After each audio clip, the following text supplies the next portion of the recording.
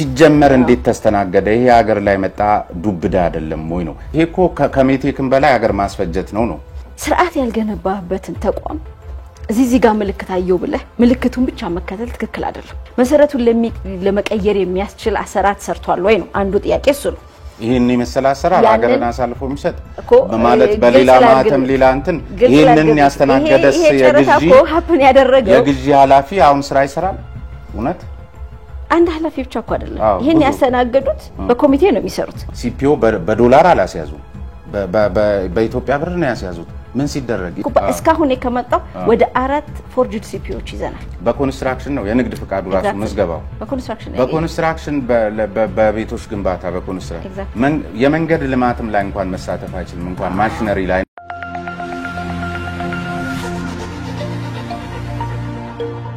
ፕሮጀክቶቻችን ጋር በተያያዘ በብዙ መልኩ ይነሳል እንግዲህ በአዲስ መልክ ለማደራጀት እንቅስቃሴ ከተጀመረና ኃጢያቱ ሲነገርለት ከቆየ ወደ 2 አመት ይሆነዋል ከባድ መስሪያ ቤት ግዙፍ መስሪያ ቤት ይመስለኛል መልሶ የማደራጀት ስራው እንዴት ነበር አሁንስ ሳይከብድም ወይ ሀብትና አዳቹ ተለይቷል ወይ ምን እየተሰራ ነው አሁን እንግዲህን ሁሉ ጊዜ የሱን ኃጢያት ከመናገር በዘለለ አንድ ነገር ማሳየት ይተበቀባቸዋል የሚል ሐሳብ ይነሳል ምን አየን በተለይ በግዙፍ ፕሮጀክቶች አካባቢ ምን ሰራ አጠቃላይ እስኪ መልሶ የማደራጀት ስራው ላይ የነበራችሁ ሚናና አሁን ያለበት ደረጃን ከዚህ ብንነሳ ጥሩ ይመስለኛል በዋነኝነት በሲቪል ተቋማት ማስፋፋት ፕሮጀክቶችን የመቅረጽ እነዛን የማስፋት ጨምሮ በወታደራዊም ደግሞ የሀገሪቱ የመከላከል አቅምን ለማረጋገጥ የሚያስችል ተጨባጭ ጥናት ያጠና ኢንዱስትሪዎችን ያሰፋ ይሄዳል በሚል ነው እንግዲህ በመነሻነት የተዘጋጀው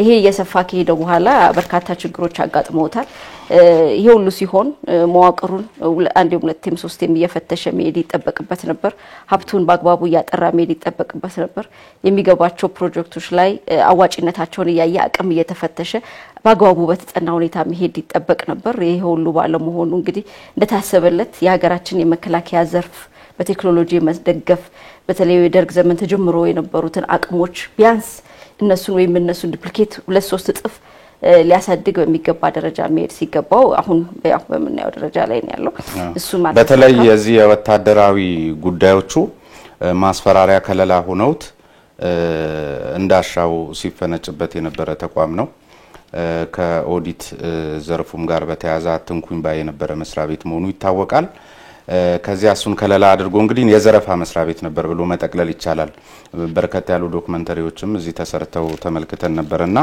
አሁን ምንድነው ከዛ ሚለያችሁ እስኪ ምን እናንተ እንዴት አይነት ናችሁ አሁን እየመራችሁት ያላችሁትም ውስጥ ያሉትም ምን አይነት ናቸው እንግዲህ አንደኛ ሰራተኛው ሌብነትን ከለመደ አመራር ጋር ወይም ደግሞ ተወደደም ተጠላ ብቻ በዛ በዘረፋ ሂደት ውስጥ የነበረ አካል ነው ባይዘርፍ እንኳን ሲያይ ነበር ሲታገል አልነበረም እሱ ተይዞ ነው አሁን ወደ ስራ የተገባው ስለዚህ አንዳንዶቻችሁ ደግሞ አዳዲሶች ናቸው ምናልባትም አመራር ውስጥም ከነዚህ የተረፉ ሌቦችን ይዘው ሊሆን እንደሚችል ገምታለሁ እርሶም እየሰሩ ያሉት ምን አይነት ነው አሁን በርግጥ የሚባለው ነገር ለዚች ሀገር ሊያተርፍ የሚችል ቁመና ያለው መስሪያ ቤት ነው አሁን ሜቴክ የነበረው መስሪያ ቤት እንግዲህ ያው የሀገር ሀብት የወጣበት የታሪካችን ውስጥ ያለውን የኢንዱስትሪ ልማት ውስጡ እንደ ታሪክ ይዞ ያለ ነው እንዳልኩት ባይለጽላሴ በደርግ አሁንም በኢህአዴግ ዘመንና ከለውጥ ወዲህም ያሉት ልማቶች በሙሉ በታሪክ ውስጥ የያዘ ነው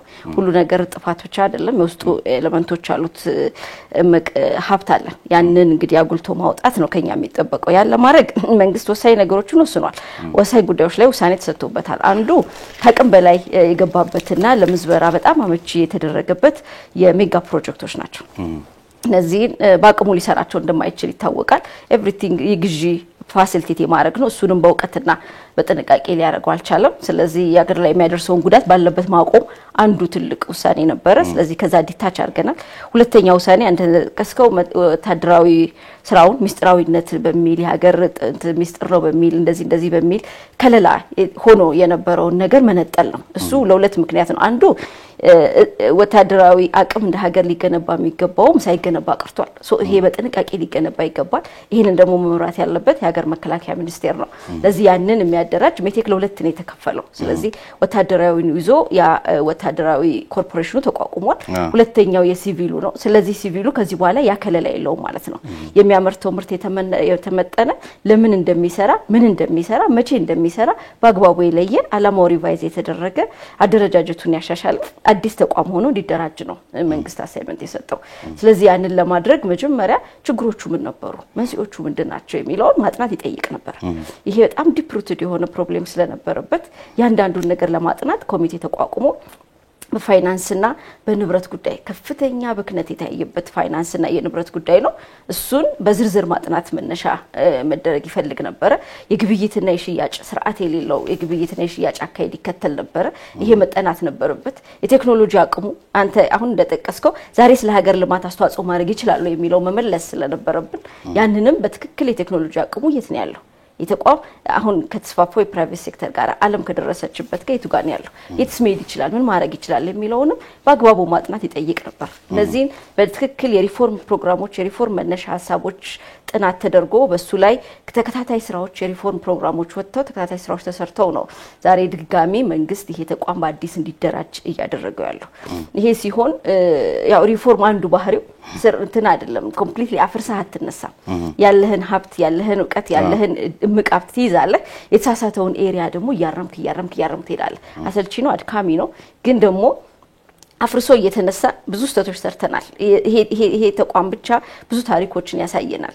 በኃይለሥላሴ ጊዜ ጀምሮ የነበሩት ኢንዱስትሪ የቆጠቆጡት ሐሳቦች በደርግ ምን ሆኑ በደርግ የጀመሩት የቆጠቆጡት ሐሳቦች ቀጥሎ ምን ሆኑ ያለን ስናይ ይሄንን መድገም የለብንም። ስለዚህ ውስጥ ያለውን አቅም ውስጥ ያለውን እድል እንደ እድል ወስደን ስተቶችን ደግሞ አንድ በአንድ ለቅመን ማለት እስቲ ምን አዲስ ነገር መጣ እንትኑ ነው አሁን የዚህ የህዝብ ግንኙነት ስራችሁ እሱን ይመስላል።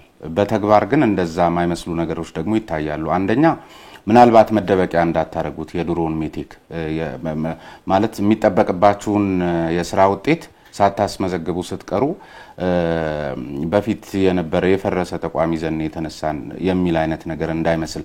ምክንያቱም ያን ተቋም አንድም ነገር እንዳላደረገ ለዚህች ሀገር ምንም እንዳላበረከተ እንደው ቢያንስ እንኳን የዚህ የቴክኖሎጂ ሉዓላዊነታችንን ያረጋገጠ ተቋም መሆኑ እንኳን የማይወሳለት መሆኑን ነው በዚህ 2 አመት የተመለከትነውና አንዳንድ ቦታ ላይ ሙሉ ለሙሉ ስታጠለሹት አሁን እርሶ በገለጹት መልክ የማትገልጹበትም እድል አይተን ነበርና ምን አዲስ ነገር አመጣችሁ? እስኪ አሁን በዚህ 2 አመት ውስጥ ምን አተረፋችሁልን ለዚህች ሀገር? ምንድን ያደረግነው በዋነኝነት ለዚህች ሀገር ከፍተኛ የወጪና የእዳ ሶርስ ነበር ይሄ ተቋም። ስለዚህ ወጪ መቀነሱና ወጪ ማቆሙን እዳውን ማቆም በነበረበት ያንን ጥፋት ማቆም አንድ ትልቅ ስራ ነው የተሰራው። ስለዚህ ያ ጥፋት ባለበት ቆሟል። ከዛ በኋላ ደግሞ ያለውን አቅም ደግሞ አደራጅቶ ኮንሶሊዴት አድርገን ደግሞ በድጋሚ መነሳት ነው። ስለዚህ ያንን ኮንሶሊዴት ለማድረግ ማጥናት ይጠይቅ ነበር። ይሄ ተቋም እንደምታውቀው ምናልባት መረጃው ካለ የውጭ ኦዲተር ኦዲት አድርጎታል አስደርገናል ኦዲት ተደርጓል።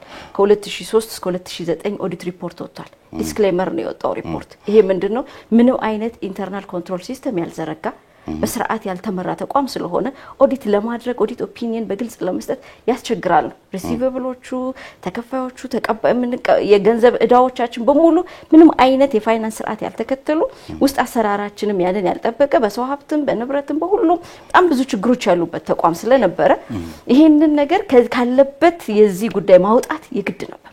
ይሄን ለማድረግ ዝርዝር ጥናቶች ያስፈልጋሉ። ሀብቱን ለምሳሌ እንዳልኩ 40 ቢሊዮን ብር ሀብት አለው ነው የሚለው አለ ወይ ነው። ይሄን ለማድረግ ቫሉዌት መደረግ አለበት። ይሄን የሚሰራው ባለሙያ ነው። በትንሹ በተለይ የሀገሪቱ ክፍል ሀብት ያለው ተቋም ይሄን ኢንዱስትሪ በጥንቃቄ የህዝብን ሀብት መለየት ቀጥሎ ለሚወሰነው ውሳኔ መሰረት ነው። ይሄንን በእውቀት መስራት አለብን። አንድ ነገር ስህተት ነው ከተባለ በኋላ ቀጥሎ ያለውን እርምጃ ለመውሰድ የስህተቱን መጠንና አይነት መለየት ይግድ። ስለዚህ ገና አሁን ወደ እርምጃ አልገባችሁም የመለየት የማጥናት ስራ ላይ ናችሁ? እሱ አልቋል። ምክንያቱም ብዙዎች ሲያነሱ ምንድነው ከሚያነሷቸው ጉዳዮች አንዱ እንደው ቢያንስ ለጥናት የማይፈልጉ ጉዳዮች አሉ።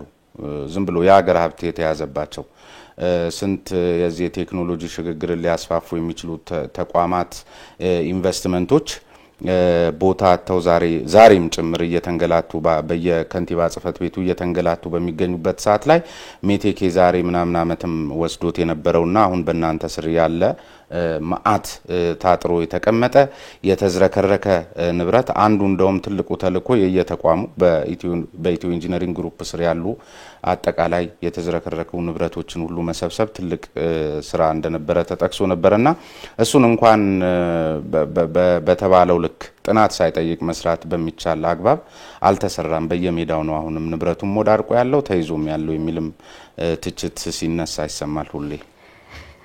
ይሄንን ያው ሁሉም ነገር ተጠናቋል ማለት አልችልም፣ ግን መሰረታዊ በሆነ ግን ስራዎች ተሰርተዋል። አንዱ አሁን ኢሚዲየትሊ አነስተኛ ጥገና ተካሂዶባቸው ለ6 ለ7 ለ8 አመት ፀሐይና ብርድ ሲፈራረቅባቸው የነበሩ ሀብቶችን ጠግነን አሻሽለን ለገበያና ለህብረተሰቡ ለኢኮኖሚ ማስገባት አንዱ ስራችን ነበር። በዚህ ትልቅ ስራዎች ሰርተናል። የመንግስት ተቋማትም ተባብረውናል። አንዱ በኢሪጌሽን ዘርፍ ዛሬ የምናያቸውን በብዙ ፓምፖች በብዙ ሺህ የሚቆጠሩ ፓምፖች አቅርበን ለህብረተሰብ አገልግሎት እንዲውሉ ተደርጓል። ይቻላል ግን ቢሻሻሉ ወደ ስራ መግባት የሚችሉ ማሽኖችና የተለያዩ ተሽከርካሪዎች ናቸው በየሜዳው የወደቁት። ምክንያቱም በሌላ መልክ ደግሞ ሲነገር አጠቃላይ ፎርጂድና ዝም ብሎ በሻገቱ ንብረቶች ወይም ቀለም በተቀቡ የቻይና ድሮ ተገልግለው የተጣሉ ንብረቶች የተሰሩ ተሽከርካሪዎቹም ሁሉም ነገሮቹ በዚህ መልክ ሲተቹ ነበርና እናንተ በምን ደረጃ አሻሽላችሁ ወደ ስራ ታስገቧቸዋላችሁ? ኦሬዲ የከሸፉ ሀብቶች ናቸው ነበር ሲባል የነበረው። የከሸፉ ሀብቶች አሉ። ይሄንን በምን ልግለጽልህ መሰለክ? አለን ከምንለው ስቶክ ውስጥ ከ13 ቢሊዮን ብር በላይ እንዳለን ነው ሀብታችን የሚያሳየው። እኛ ባደረግነው የቴክኒካል ኢቫሉዌሽን ቀጥለን ደግሞ በውጭ ባለሙያ ባደረግነው ጥናት ከዚህ ውስጥ ልናድንና ለቀጣይ ኢኮኖሚ አክቲቭሊ ሊገቡ የሚችሉ ሀብቶቻችን ከ2.6 ቢሊዮን ብር በላይ አይሆን። ስለዚህ ቀሪው ሀብት ማለት አንተ በመትለው ደረጃ የተገለጹ ናቸው። አይዘር ስሎ ሙቪንግ ናቸው ወይ ኮምፕሊትሊ ኤክስፓየር አድርገዋል፣ ዳሜጅ አድርገዋል፣ ለሀገር አይጠቅሙ። ከዚህ ውስጥ እንደው በትንሹ ማነሳልክ የኬሚካል ሀብታችን ከ2003 ጀምሮ ምንም አይነት አንዳንዶቹ እንዲያው የ30 አመት ታሪክ ያላቸው ኬሚካል ሀብት ክምችቶች አሉ። በትንሹ 500 ቶን የሚሆን ዛሬ በጣም ሀገርን ከፍተኛ ወጪ በሚያስወጣ መንገድ ልናስወግደው የምንገደደው የኬሚካል ሀብት እየለየን እያጠራን ወደዛ ደረጃ እያደረስን በጣም ትንሹ ነው መነግር። ይሄ 30-40 ሚሊዮን ብር በላይ ኮስት ነበራቸው በቫልዩ በቡክ ቫልዩአቸው ማለት ነው። ዛሬ ግን እነሱን ለማስወገድ ምናልባት ከዚህ በላይ ልናወጣ እንችላለን። ስለዚህ ይሄ በትንሹ የለየነው ነው። ያም ሆኖ ደግሞ የተወሰነ ትንሽ ኢምፕሩቭ አድርገን ተጨማሪ ያሁን ያሉትን ቴክኖሎጂዎች ተጠቅመን ወደ ኢኮኖሚ ልንለውጣቸው የምንችላቸውንም ደግሞ በአግባቡ አድርገናል። ከዚህ አንዱ ደግሞ የምንገልጸው የብረት ሀብታችን ነው። ለብረት ስራዎቻችን ኢንፑት የሚሆኑ ፍላት ሺቶች፣ የተለያዩ አንግል አይረኖች፣ የተለያዩ ፓይፖች አሉ። እነዚህን በአግባቡ ለኢንዱስትሪያችን ግብአት እናረጋቸዋለን። ማሽነሪዎች አሉን። ማሽነሪዎቻችን ኤክስትሪምሊ ምንም አይነት ግልጋሎት የማያደርጉ አሉ፣ ማድረግ የሚችሉት አሉ።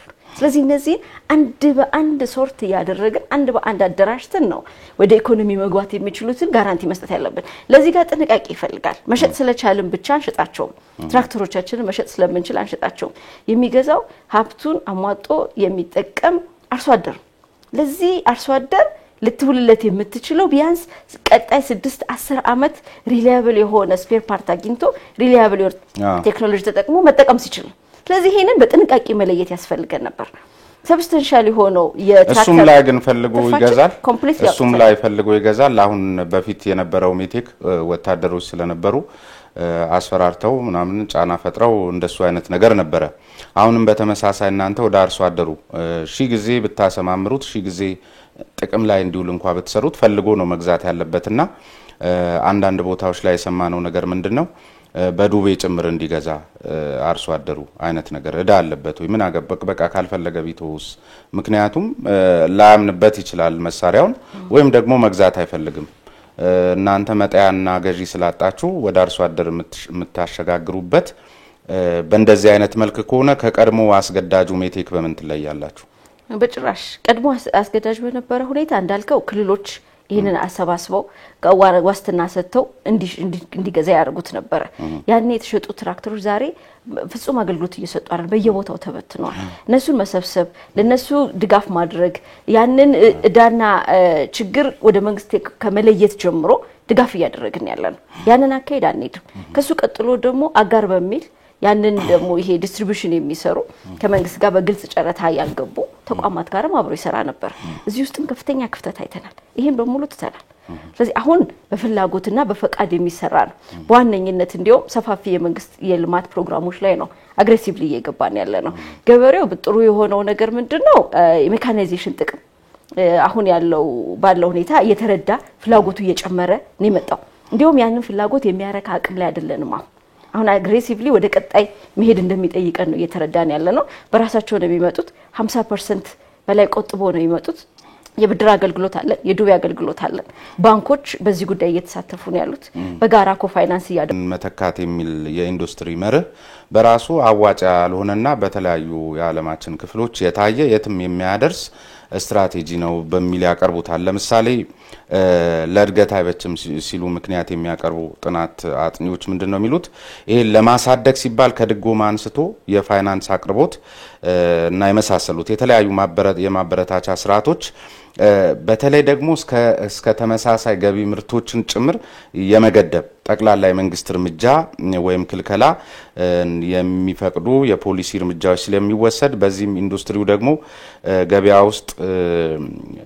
በገበያ ውስጥ ብቻ በአገር ገበያ ውስጥ ብቻ እንዲወሰን ስለሚያደርገው በብዛትም በስፋትም ማምረት ስለማይቻል የማምረት አማካይ ወጪውም ከፍተኛ ይሆናል እንደገና የተለያዩ ቴክኖሎጂዎች እንዳይተዋወቁ ያደርጋል ምክንያቱም ያለቀለት ስለሆነ በግባት አቅርቦት ሂደት ውስጥ ነው ቴክኖሎጂ የሚለመድ የሚችለውና ይሄን ደግሞ እነ ብራዚል ሞክረው ወድቀውበታል እነ ሜክሲኮ ወድቀውበታል ከዚህ አስቀድሞና ዓለም ጭምር አረጋግጦ የተቀበለውና ኤክስፖርት መርን እንደመርህ ዓለም እየተከተለ ባለበት ሁኔታ ላይ ምርቶችን መተካት የሚለው ነገር ለጊዜው ካልሆነ በስተቀር ዘላቂነት ላለው ልማት እኛ ደግሞ ሰስቴኔብል ዴቨሎፕመንት ነው ምን የሚመከረውም መንግስትም እየተከተለ ያለው ስለዚህ ከዚህ አኳያ ምን ማለት ነው እናንተ ነው ምርቶችን መተካት በሙሉ ስተት ነው የሚል እምነት የለኝም ዓለምም ደግሞ እንደገና ተመልሶ እየተስተካከለ ያለበት ሁኔታ ነው ያው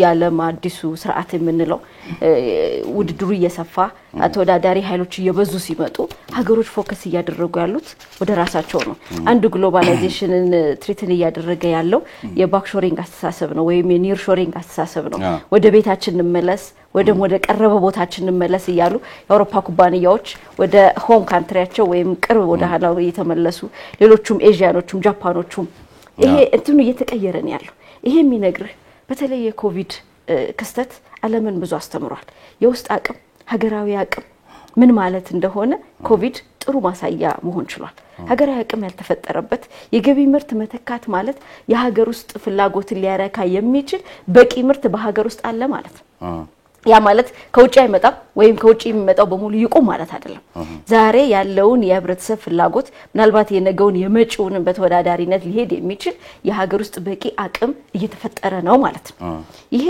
የግድ በከለላና በይቆም አይደለም ብዙ ሀገሮች ህንድ ለዚህ ጥሩ ምሳሌ ናት ህዝቧ ያንን አንደርስታንድ አድርጎ ህዝቧ የሀገር ውስጥ አቅም ምን ማለት እንደሆነ ተረድቶ ከልብሱ ከምግቡ ከሚጠቀመው ነገር በሙሉ የሀገር ውስጥ ኢንዱስትሪዎችን ያበረታታ ያ አቅም የሀገር ውስጥ የመግዛት የሀገር ውስጥ የመገበያየት የሀገር ውስጥ ራስን የመቻል አቅም ማለት ፎሬን ዳይሬክት ኢንቨስትመንት ኢቭን የበለጠ አትራክት ማድረግ የሚችል ግን እሱ ሊሆን የሚችልበት እድል አለ አሁን በእኛ ሀገር ግን ተጨባጭ ሁኔታ እሱንም የሚከራከሩ አሉ በነገራችን ላይ ብዙዎቹ ያው የናንተን አቋም በተቃረኑ የተሰለፉትን መጥቀሴ እንጂ በእናንተም አቋም ደረጃ የሚከተሉ ሀገራት እንዳሉ ይታወቃል ግን በእኛ ሀገር ይሆናል ከኮሚትመንትም አኳያ በዚያ ላይ አሁን እርሶ እንዳነሱት ለምሳሌ በአመራሩና በሰራተኛው መካከል የኢንዱስትሪ ፖሊሲን በተመለከተ በራሱ ያለው የግንዛቤ መራራቅ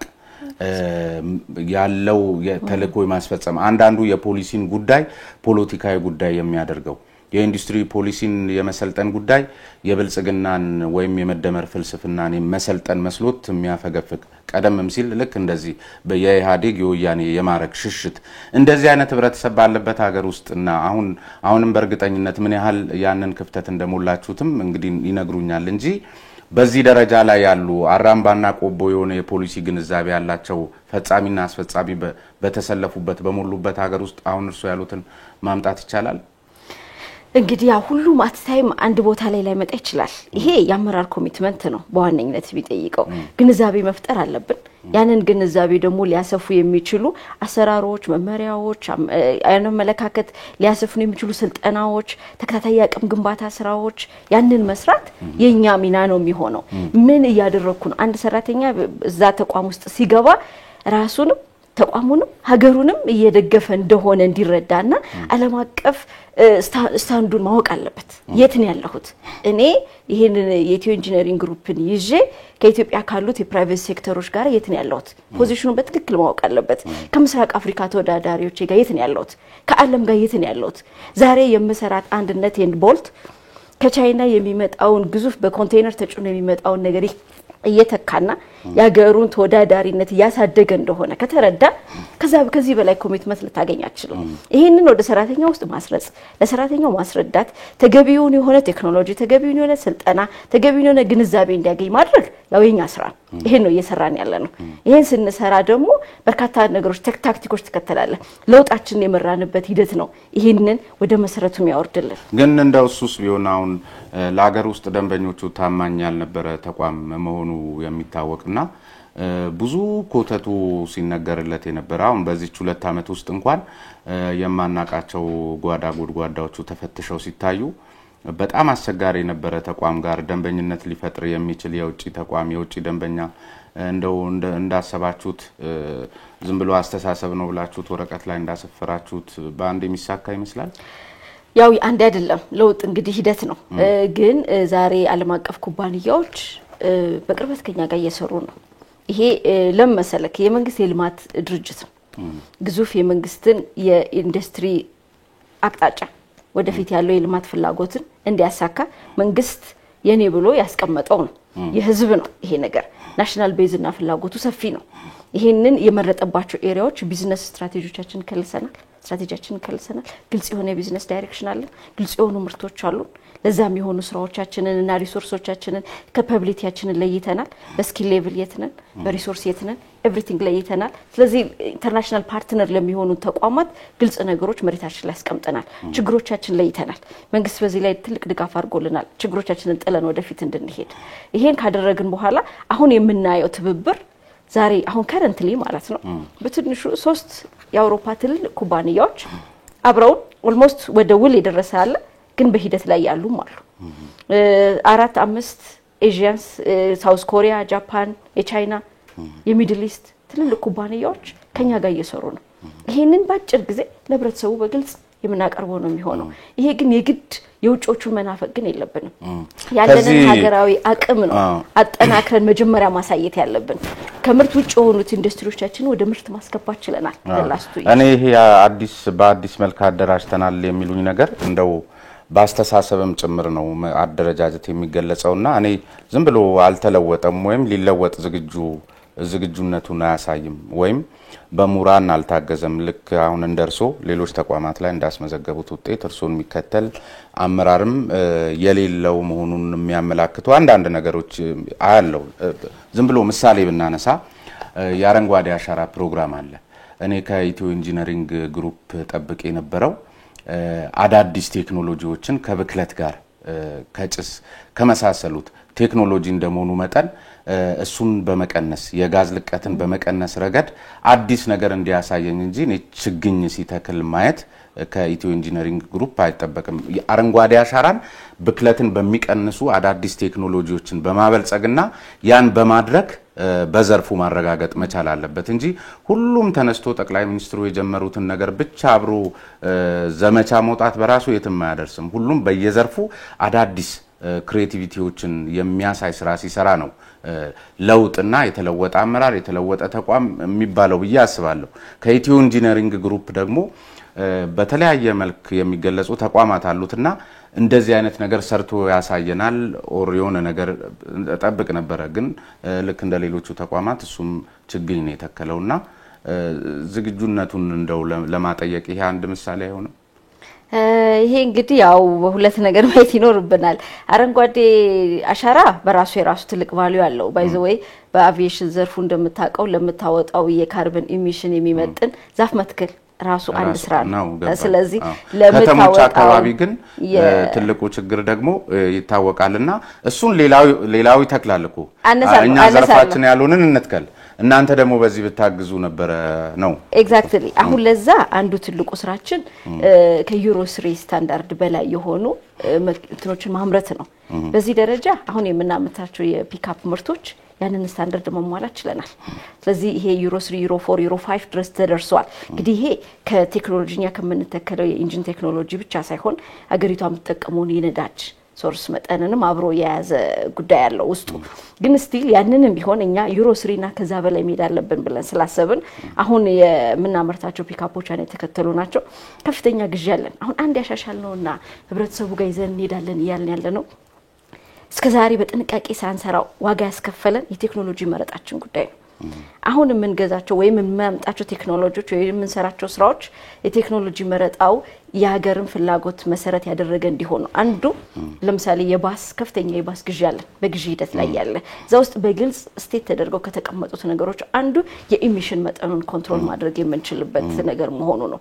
ለዚህ አሁን ቀጥለን የምናመጣው ላይክ ከ4 እና ከ5 ወር በኋላ ወደ ስራ የሚገቡት ባሶቻችን ይሄን ኢሚሽን ኮንትሮል ዩሮ 3 እና ከዛ በላይ ስታንዳርድን ሚት ማድረግ የሚችሉ ባሶች ይሆናሉ ማለት ነው።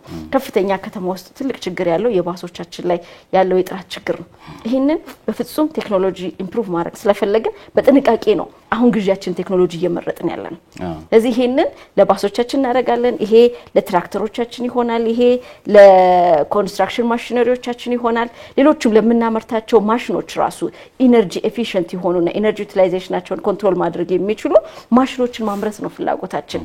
ከሎቱ ሚዲየም ቴክ እንደ ሀገሪቱ የቴክኖሎጂ እድገት የሚመጥንና ተመጋጋቢ መሆን ስላለበትም ደረጃውን በጠበቀ ይሄንን እያጠናን ነው እየሰራን ያለነውና መሰረታዊ ለውጥ እያደረግንና የመጣን ነው። ከየትኛውም ዩኒቨርሲቲ ጋር በትብብር እንሰራለን። የዩኒቨርሲቲ ሊሚቴሽን የለብንም። የሀገር ውስጥ ብቻ አይደለም ገናኮ ከውጭ ዩኒቨርሲቲዎች ጋር እንተባበራለን። ስለዚህ 45ቱም ዩኒቨርሲቲ ጋር ለመስራት እጃችን ክፍት ነው። ሲቪል ሰርቪስ ዩኒቨርሲቲ እኮ ዛሬ ትልቅ ጥናት እያጠናለን ያለው ይሄ አሁን ሲቪል ሰርቪስ ዩኒቨርሲቲ የሚባል ነገር ብዙዎች እዚህ መጋብዛቸው እንግዶቼ ሲቪል ሰርቪስ እያጠናልን ነው ምናምን ሚል ነገር ያነሱልኛልና የስንቶቻችሁን አጥንቶስ ይችላል ሲቪል ሰርቪስ ታማኒነቱ? ሲቪል ሰርቪስም እኮ በፊት ለሜቴክ ለሚባለውም ሲያጠና የነበረ አብዛኞቹ የሜቴክ አመራሮችም ከሲቪል ሰርቪስ የወጡ ወይም ደግሞ በሚባለው ምክንያት አስፈራርተው የሚሆን ምን ዲግሪያቸውን የሚሆን ማስተርሳቸውን ሲቀበሉ የነበረበት ከዚያ ባሻገር ደግሞ በቃ ጥናት ከሆነ እኮ አንዳንድ ጊዜ ሌላ ወገን ሲሆን ደስ ይላል። መንግስት ለመንግስት ሲያጠናለት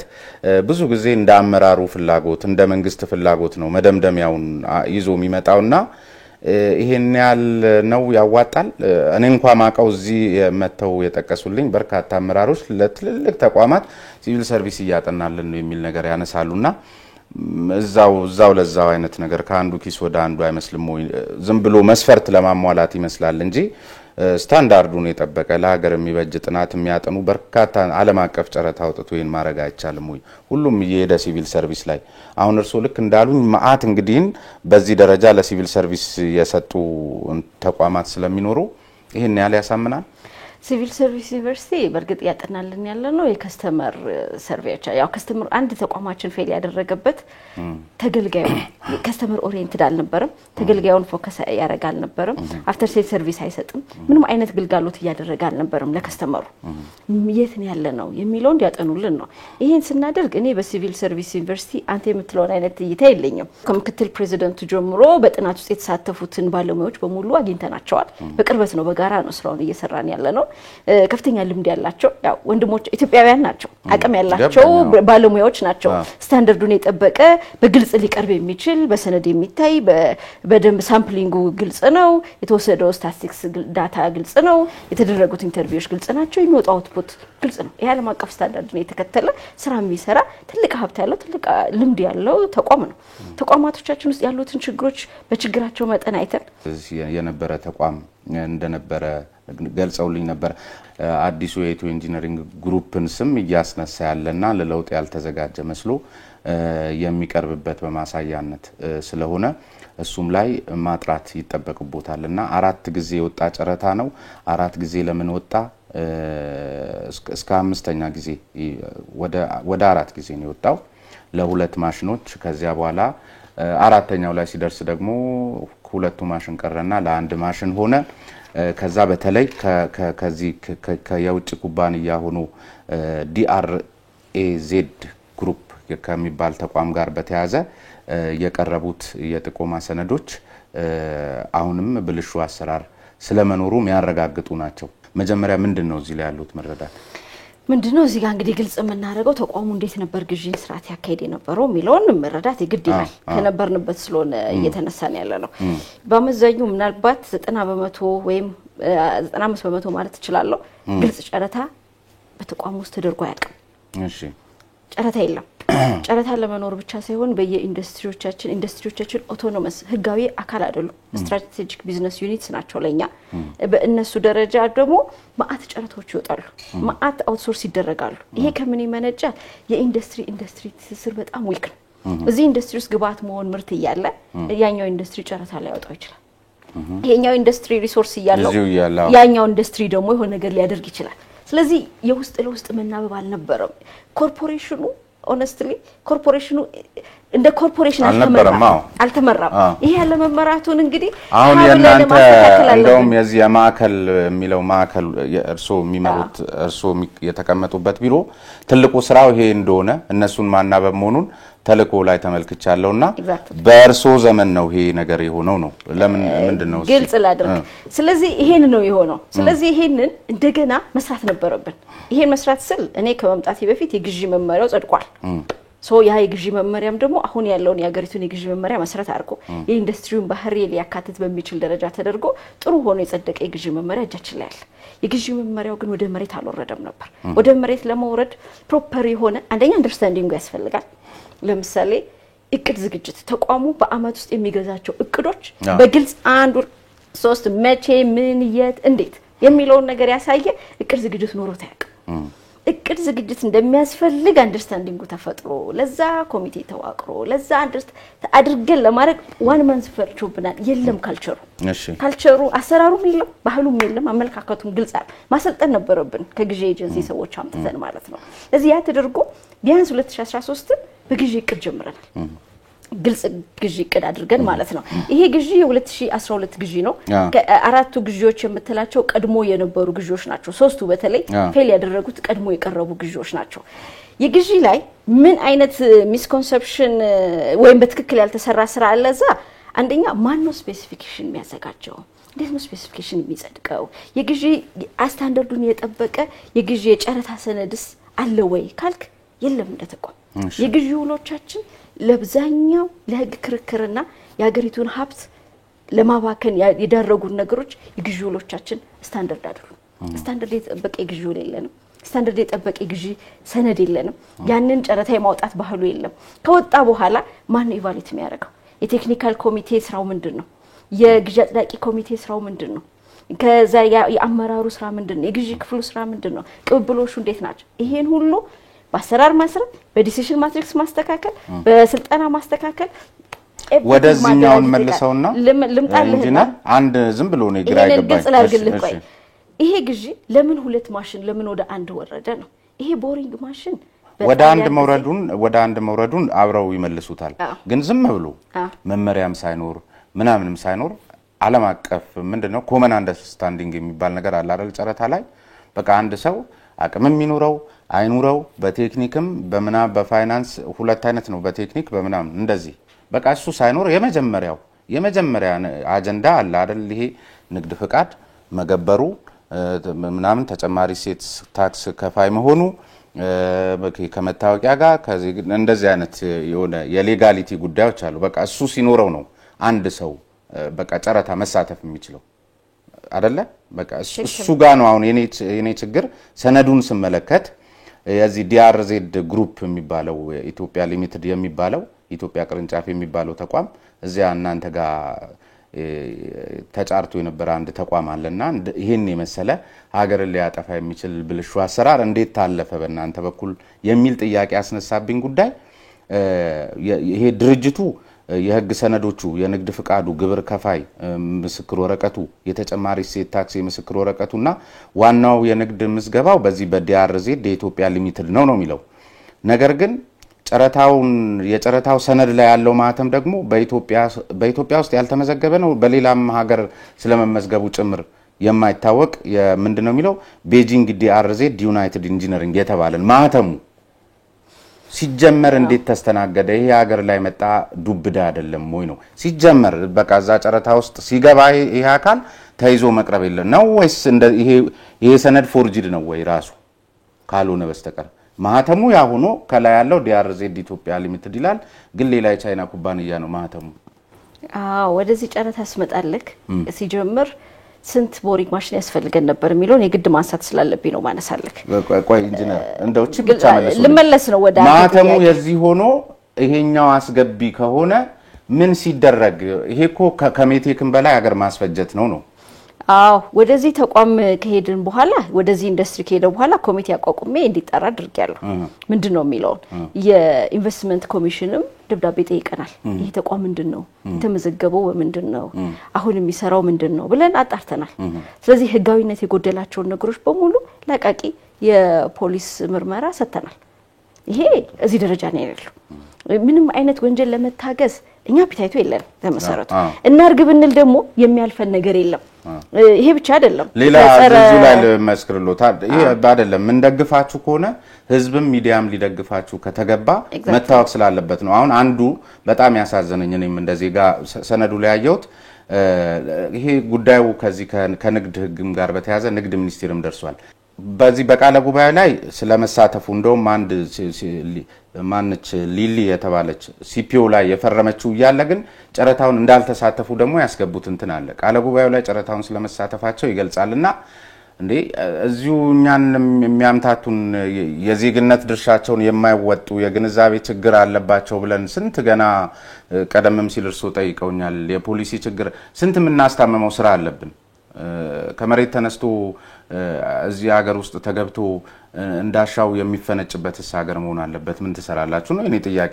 እንደዚህ ሰነዱን ያየውትን ሰነዱ ላይ ነው ምን ነግሩት ኤግዛክትሊ እኛም ይሄንን ነው አሁን የሚያደርግን ያለ ነው ስታንዳርዱን ያልጠበቀ ወይም ትክክለኛ የምዝገባ ሂደቱን ያላለፈ ለትክክለኛ ለተመዘገቡበት ፐርፐዝ ሳይሆን እቃ ማስመጣት ማቅረብ ለሚቴክ የተለመደ ነበር አሁን እንደበፊቱ እንደዛው ነው ብለው ነው የሚገመቱት ያው ሌሎቹ እነሱ ብቻ ሳይሆኑ መጀመሪያ የጠየቁት አንድ ጥያቄ አለ ከሌባ ጋር ሲሰራ የኖረ የሰው ኃይልስ እንደሱስ አስባችኋል ወይ ምክንያቱም እሱ ነው የሚያሰጋው ሌላው አንዱ ኮዛው ላይ ሲፒኦ በብር ነው ያስያዙት እንደው ህጋዊ እንኳን ይሁን ብለን ማተማ ያሳስቱ እንኳን ብለን ብናስብ ሲፒኦ በዶላር አላስያዙም በኢትዮጵያ ብር ነው ያስያዙት ምን ሲደረግ ይሄኮ ማንንም ሊያሳስብ የሚገባ ማን ነው ይሄን ሲፈጽም የነበረው እዚያ ውስጥ በቃ ኮሚቴውን ተተው እንደ አስፈጻሚ በዚህ አይነት ያቃቂ ቤዝ ሜታል ይሄን ካረገ ነገ ሌላኛው ኢንዱስትሪ እዚህ ነው ቁጫ ዘጠኙን ይሄን የሚያካክል እንትንስ መምራት ላይ ሌላ ነገር አያመጣም ወይ ነው እኔ ያሳሰበኝ እንዲህ አይነት ህጋዊ ሆኑ ይልክ ኢቨንቶች አንድ ነገር ናቸው ምልክት ናቸው ምክንያታቸው ስርዓት ያልገነባበትን ተቋም እዚህ ጋር ምልክት አየው ብለ ምልክቱን ብቻ መከተል ትክክል አይደለም መሰረቱን ነው ማስያዝ ያለብክ በመሰረቱ ነው ነገሮች መቀየር ያለባቸው መሰረቱን ለመቀየር የሚያስችል አሰራት ሰርቷል ወይ ነው አንዱ ጥያቄ እሱ ነው ይሄን የመሰለ አሰራር ሀገርን አሳልፎ የሚሰጥ በማለት በሌላ ማተም ሌላ እንትን ይሄንን ያስተናገደስ የግዢ ኃላፊ አሁን ስራ ይሰራል እውነት አንድ ኃላፊ ብቻ እኮ አይደለም ይሄን ያስተናገዱት በኮሚቴ ነው የሚሰሩት ቴክኒካል ኮሚቴዎች ናቸው ቴክኒካል ኮሚቴዎቻችን በአጠቃላይ በኢንዱስትሪዎች ውስጥ ያሉት ማለት ነው ግልጽ ጨረታ ገዝቶ ያውቁ አሁን እኮ አንተ የምትጠይቀኝ ግልጽ ጨረታ ተገዝቶ ከዚህ በፊት የነበረ ሆኖ ቢሆን በድርድርና በቀጥታ በሆኑ ደላሎች የሚገዙ ናቸው የሉ አያውቁትም እኮ ፕሮሰሱን ስለዚህ ከልምድ ማነስ ይመስላል ይሄ ከልምድ ማነስ ነው ብለን ነው ሲሪየስሊ የልምድ ማነስ ነው የልምድ ማነስ ብቻም አይደለም እንደ ሀገር ልንሰራቸው የሚገቡ ግዴታዎች አሉ የንግድ ላይሰንስ የሚሰጥባቸው ኢንቨስትመንት ላይሰንስ የሚሰጥባቸው አካይዶች እኛም ደግሞ ጨረታ ስናወጣ የምንጠይቃቸው ሪኳየርመንቶች ናቸው ሊስተካከሉ የሚገቡት አሁን ይሄ ኢንዱስትሪ እንዴት ላይሰንስ አገኘ እንዴት ንግድ ፈቃድ አገኘ ወደ ኢንቨስትመንት እንዴት የሀገር ውስጥ ኢንቨስተር እንዴት ሊሆን ቻለ ኢንቨስትመንት የተፈቀ ይሄን ሁሉ ማጥራት ተገደናል በዚህ ልክ እየጠየቅን ነው አሁን የጀመርነው ሲፒኦ የሚያመጣቸው ሲፒኦዎች ራሳቸው ጄኒውን አይደሉም ሌታሎን የውጭዎቹ አይደሉም የሀገር ውስጥ እስካሁን የከመጣው ወደ 4 ፎርጅድ ሲፒኦዎች ይዘናል የሚገርሙት እዚህ ላይ አይቻለው ለምሳሌ ይሄ ተቋም ይሄ ዲአርዜድ የተባለው የኢትዮጵያው በኮንስትራክሽን ነው የንግድ ፍቃዱ ራሱ መዝገባው በኮንስትራክሽን በቤቶች ግንባታ በኮንስትራክሽን የመንገድ ልማትም ላይ እንኳን መሳተፍ አይችልም እንኳን ማሽነሪ ላይ ነው በቃ ስለዚህ ይሄ በቃ እዛ ሊደርስ የማይችል ይሄንን ነው ሚስ ያደረጉት የኛ ባለሙያዎቹ ብቃትና ጥራት አሁን እነዚህ ይዘው ይቀጥላሉ አብረው ለዛ ነው አሁን ምን ነው ገደል አይገቡ ሙነት እንዲለወጥ ምን ፈልገው ተቋም እርሶ የለውጥ አመራር ሆነው መጥተዋልና አይደለም ስለሚያሰጋን ነው እንደነዚህ አይነት ሰዎች ይዘው ይቀጥላሉ አሁን ሙነት እነዚህ ሰዎች የልምድ ማነስ ነው ይሄን የሚያክል እንትን የሚመሩ የግዢ እንትኖች ያው ምልክ ጥፋተኛውን በጥፋቱ ልክ እንጠይቃለን መላ ሰራተኞቻችንን ግን በጨለማ ማየት ያው ሁሉንም ነገር በጨለማ ማየት ነው የሚሆነው እሱ ስለማናውቅ ግን እርሶን አብሮ በጨለማ ያሳዩታል መሪ ስለሆኑ እኔ ሌሎቹን አላልኩም ይሄን የሚያደርገኝ የቱጋር ሆኖ ነበር መሰለኝ ይሄን ቦታ ላይ እርሶ ካላከሙ እርሶንም በጨለማ እንደነ እኔ አንድ ነገር ተጠብቃለሁ የሆነ ነገር አድርገው በተለይ የውጪ ዜጎች መተው በዚህ ደረጃ ሊፈነጩብን የሚገባ እድል ሲፈጠር ዝም ካሉ እኔ እርሶም ጭምር በዚያ ደረጃ እንዲታዩ እድል ያመቻቹ ስለሆነ እኔ የሆነ ነገር አድርገው መቼም በዜና ዝግጅታችን መጠብቅ ነው ይመስለኝ ስለዚህ ዝም ብለናል ወይ ነው የመጀመሪያ ያረጋጋችሁ ያላችሁትን ነገር ሁለቱ ቤዚካሊ ኮምፒቲቲቭ አልነበረም ቢዱ ራሱ ኮምፒቲቲቭ አልነበረም ያደረግነው ነገር በመጀመሪያ ስንት ማሽን ያስፈልገናል ብለን አየን ቦሪንግ አቅም ይሄ በጣሊያን ጊዜ የተገዛ ትልቅ ያረጀ ማሽን ነው እንዲሁም ትልቅ ብራንድ ያለው ስለነበር በደርግ ጊዜ ተተከለው ዛሬ ድረስ ሊያግዘን ችሏል ግን ይሄ ነገር ተጠግኖስ ምን ያህል ያግዘናል አንድ መልስ ነው ሁለተኛ ኢንዱስትሪዎቻችንን ፈተሽን በህብረት ኢንዱስትሪያል ኢንጂነሪንግ ተመሳሳይ ፐርፐዝ መስራት የሚችል ተመሳሳይ ስራ ሊሰራ የሚችል ግን አይዲል የሆነ ሌላ አቅም አገኘን ለዚህ እነዚህ ሁለት አቅሞች የኢንዱስትሪው ያጠቃላይ የግሩፑ አቅም ናቸው ይሄ አቅም ባለበት ሁለት ማሽን ማረጋ ያስፈልገን ሁለት ማሽኑን ማስፋፋት ያስፈልገን ምክንያት ያገሪቱ የስኳር ፕሮጀክቶች ይሰፋሉ በስኳር ፕሮጀክቶች ላይ ደግሞ ይሄንን ስፔሻሊ የሮለር ምርት ኤክስፖርት የማረጋ ሐሳብ አለን ስለዚህ ሪላያብል የሆነ ምርት ጥራት ያለው ምርት ማምረት እንፈልጋለን ለዚህ ማሽን ያስፈልገናል ይሄ ማሽን ግን አንድ ቢሆን የህብረት አንድ አለን እዚህ አንድ አለን በቂ አገልግሎት መስጠት እንችላለን ካለን የገንዘብ አቅም ካለን ወርኪንግ ካፒታል ይሄን መቀነስ አለብን ብለን ማሽኑን ቀነስን ሌላው ያደረግነው ነገር ማሽኑ ፕሮፐርሊ ስፔሲፋይ ተደርጓል ወይ ነው በሚፈልገው ጥራት የስፔሲፊኬሽን ችግሮች ነበሩበት ያገኘነው አንዱ እሱ የምንፈልገውን ጥራት ስታንዳርድ ሚት ሊያደርግ የሚችል ስፔሲፋይ የማድረግ አቅም ግን የዲዛይንና የማሽን የመለየት የማሽን እንትን የማረግ አቅም ባለሙያዎቻችን ላይ ሾርቴጅ ነበር እጥረት አለ ያንን እጥረት የግድ በጋራ ሆነን የውስጥ አቅም አጣምረን ከሌሎችም ኢንዱስትሪዎች ባለሙያዎች ጨምረን እስቲ ስፔሲፊኬሽኖቻችንን አጥራ ብለን በድጋሚ ለማጥራት ተገደናል ይሄንን ካደረግን በኋላ ቢዱ ኮምፒቲቲቭ ነበር ወይ ካልከኝ አራተኛው ቢድ ላይ ነው እኔ የነበርኩት ሶስቱ ቀደም ብለው የነበሩና የተሰረዙ ነው በተለያየ ምክንያት የተሰረዙ ናቸው ሪስፖንዳንት ባለመኖሩ አንድ ብቻ በመግባቱ በመናምን የተሰረዙ ጨረታዎች ናቸው እሱም የተሰረዘበትን ምንም ታከተባለ ሁለት ገብተው ህጉ በሚፈቅደው መሰረት ሊከፈት ሲገባው ተዘርግ እንትን ቆይቷል ፕሮሲጀር ሚት ስላላደረገ ነው እሱም የተሰረዘው ሁለተኛው ፕሮሲጀር መጠበቅ ጀመረ ጥንቃቄ መታየት ተጀመረ ያንዳንዱ ፕሮሲጀሮችን እየተከተልን የት ነው ያለነው ብለን ማየት ጀመርን ስለዚህ ነው አንዱ ይሄ ትምርት የወሰድንበት ኢንዱስትሪ ስለሆነ ነው ሰራተኞቻችን በየመላ ኢንዱስትሪ ባይዘው እንደዚህ አይነት ኬዞች ለማኔጅመንት ይቀርባሉ ምንድነው የሆነው ምንድነው የተፈጠረው ከዚህ ምንድነው የምንማረው ብለን ከዚህ ተጨማሪ የኮሚቴ ለውጥ ራሱ የተደረገበት መንገድ ጤናማ ነበር ወይ የቀረበው ምክንያት ነው እኔ ያስደነገጠኝና የተለየ ብቃት ያላቸው ምናምን ይላል አራተኛው ላይና ሶስት ዙር ሲካሄድ ብቃት የሌላቸው ኮሚቴ ነበረው ሲታወቁ ለምን መሰለክ ቴክኒካል ኮሚቴ የግዢ አጽዳቂ ኮሚቴ ማንን ያስ የቴክኒካል ኮሚቴ ማንን ያስ ብለን ከግዢ ኤጀንሲ ከሀገር አቀፍ ፕራክቲሶች ከተለያዩ ተቋማት እኛም ካለን ግል ፕራክቲስ ጨምረን ነው እንደገና ያደራጀ ነው። ይሄን ስናደራጅ ፍጹም ኢንዲፔንደንት የሆኑና ሙያው መሰረት ያደረጉ ከየት ክፍል ቢሆኑ ከአይቲ ክፍል አይቲ ሪሌትድ የሆነ ከምርምርና ልማት ክፍል ከኳሊቲ ክፍል ከንዲ ክፍል ይያለን ክፍሎቹ ሪሌቫንት የሆኑ ክፍሎችን አደራጅተን አናበን ኮሚቴውን በድጋሚ ማደራጀት ነበርብን። ይሄ ሰውን ፎከስ ያላደረገ እንዲሆን ስለፈለግን throughout the industry ከሌን አይነት የግለሰብን አይደለም የጠቆም ነው ዲፓርትመንትና ዩኒቶችን የጠቆም ነው። ከዛ ውስጥ ኤክስፒሪየንስ ያላቸው ሰዎች ናቸው እንዲደራጁ የተደረገው። ስለዚህ ይሄንን በመላ ሁሉንም በመሰረቱ ስንለውጥ አብረን የለወጥነው ነገር ነው። በቅርብ ነው ኮሚቴ መደራጀት የጀመረው ከለውጥ ወዲህ ነው። በሱም ውስጥ የተለያዩ ሰዎች ከሰራተኛ ማህበር ከእንደዚህ ሰራተኛ ማህበር ስራው ጨርታ ኮሚቴ አባል መሆን አይደለም። ስለዚህ በባለሙያ መሰራት ስለነበረበት ክፍሎችን ነው አሳይን ያደረግን በግልጽ። ስለዚህ እንደገና ኮሚቴው ተደራጀ ማለት ነው። ከዚህ ኮሚቴ የተደራጀበት ትላንትናም ትራንስፓረንት ነው ዛሬ እና ደግሞ በመሰረቱ ትክክል ነው። ያንን ያደረግነው ከዛ በኋላ ይሄንን ጨረታ ስናየው በድጋሚ ከህግ ክፍልም ጨምረን ያጣራን ስለነበረ ነው። ካጣራን በኋላ ያገኘናቸው ክፍተቶች ተጨማሪ በተለይ ይሄ ቻይና ኩባንያ ይመስለኛል አንደኛው ኩባንያ የሱን ዝርዝር ነገሮች ክፍተት ያለባቸው መሆኑን አይተናል።